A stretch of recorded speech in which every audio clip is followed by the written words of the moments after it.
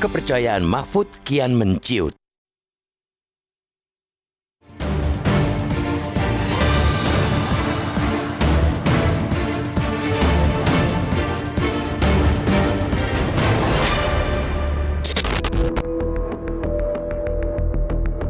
Rabu 24 Januari, Presiden Joko Widodo mengumumkan dirinya selaku kepala negara dan kepala pemerintahan boleh berkampanye dan berpihak dalam pemilu 2024.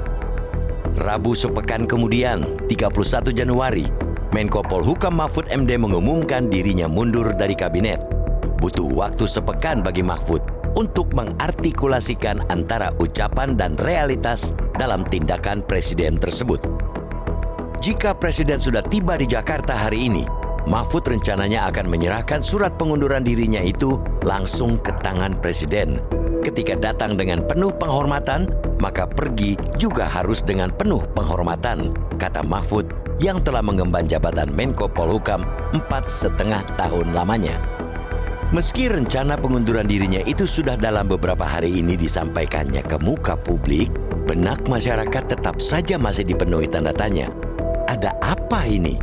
Presiden Joko Widodo yang diharapkan bisa mengakhiri masa jabatan 2 periodenya dengan soft landing pada Oktober nanti, kenapa harus menghadapi kenyataan ada menterinya yang mundur? Pertanyaan itu tentu tidak perlu dijawab oleh mereka karena publik sudah bisa menerka sendiri jawabannya, yakni sudah tidak ada lagi atau setidaknya kian merosot rasa percaya di antara mereka. Padahal, kepercayaan adalah modal dasar kerjasama antara seorang presiden dan menterinya. Jadi, apalagi yang perlu dikerjakan bersama jika sudah tak ada lagi saling percaya?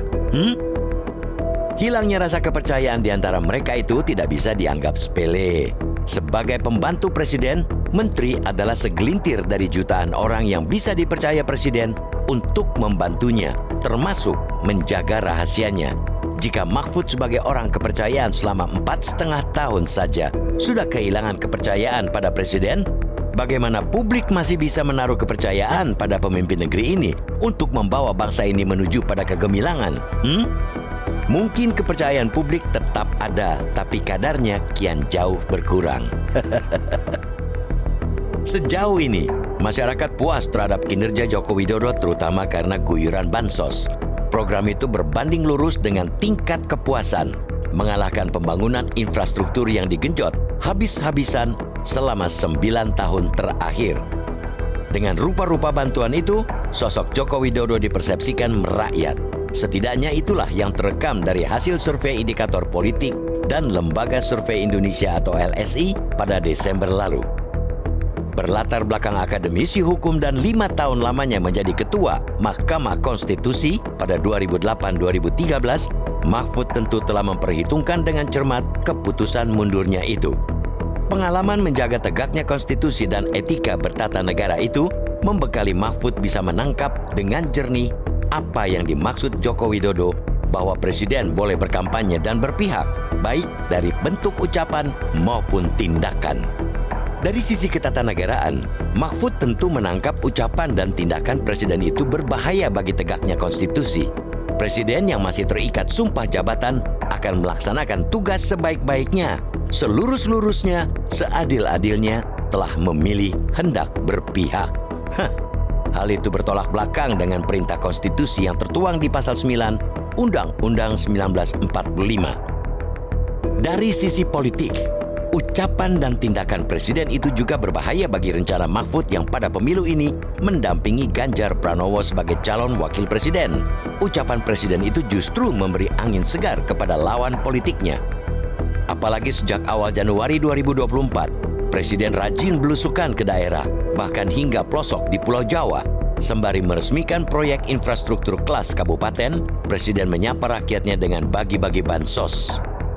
Semakin sulit bagi publik untuk mengartikan bagi-bagi bansos oleh presiden itu. Apakah sebagai kepala pemerintahan yang hadir di tengah kesulitan ekonomi rakyatnya, atau kepala negara yang berpihak dalam pemilu, atau boleh jadi keduanya karena mumpung masih berkuasa? Kita tentu berharap mundurnya Mahfud MD sembari menyeru soal pentingnya etika itu bisa mengirim sinyal tegas kepada Presiden Joko Widodo bahwa kekuasaan bukan segala-galanya.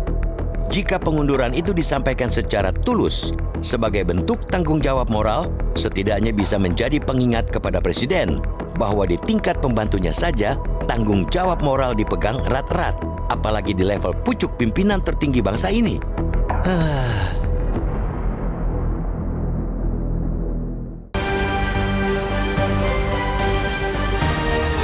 Jelajahi cara baru mendapatkan informasi. Download Metro TV Extend sekarang.